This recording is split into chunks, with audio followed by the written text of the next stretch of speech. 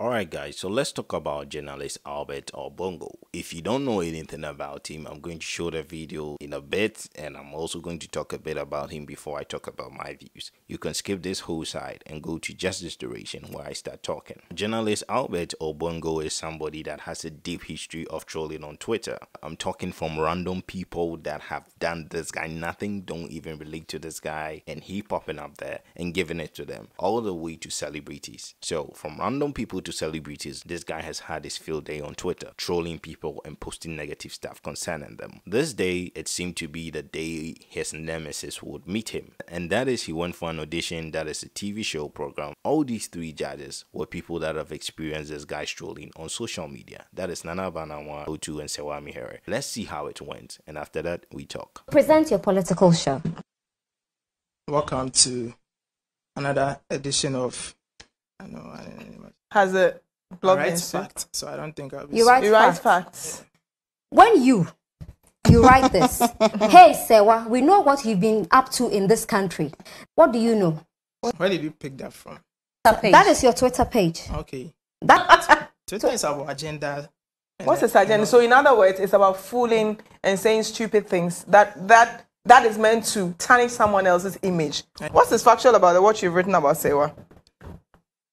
I mean, Twitter is a different world, you know. How? Twitter. get that right. You can't even spell am I. You can't even spell it. Yet you think you can sit behind a phone and write crap on Twitter about people. Simple am I. You can't spell it. But that's not the point. You question people's relevance. How relevant do you think you are? Because I've seen tweets of you rubbishing Lydia Forson too.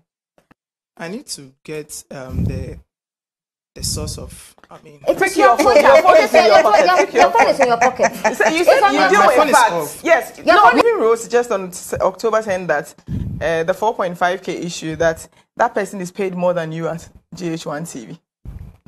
Do you know my salary? I mean, like, how did you know? that's why I'm telling you that what you see on Twitter is different from. When you sit on Twitter and you write utter nonsense about people.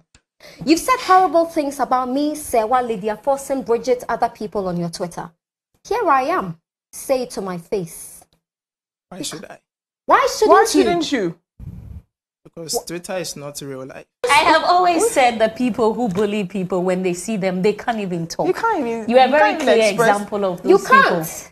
If you sit on Twitter and you say that it's a different life, and you can insult Lydia Forson that you haven't met before, and you meet her, you will go shush. In You fact, can't you speak can't even- like right now. Because it looks like when you meet real human beings, you can't express yourself. I know you go back on Twitter and write And crap. yes. Go ahead. I don't At least. care.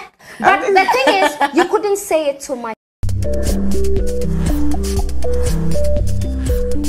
Yeah, it was that bad. Now, people have really been talking about this, that finally he's learned his lesson. Others also saying it was quite unprofessional and they are no better. Let's talk about the professionalism aspect and then we get to the rest. When it comes to the aspect of professionalism, we can always learn to be better. So, was there any better way? Would it have been effective as this was? I'm not talking about enjoying the fact that this video went out, even if this video was kept only in archives and never came out. Now, there have been claims that he was chased and called a thief. Now, if that happened, that wasn't good. However, he wasn't even remorseful. If he had more confidence, he would have even talked back. Let's look at it from the aspect of those that are saying Hagah and Anamoah are no better, they're hypocrites. This is what I have to say. If we try to play the blame game, it will never end. Everybody has in some way been sarcastic on social media, in some way replied in the heat of affairs, and I'm no better when it comes to even my comments on YouTube. There are some people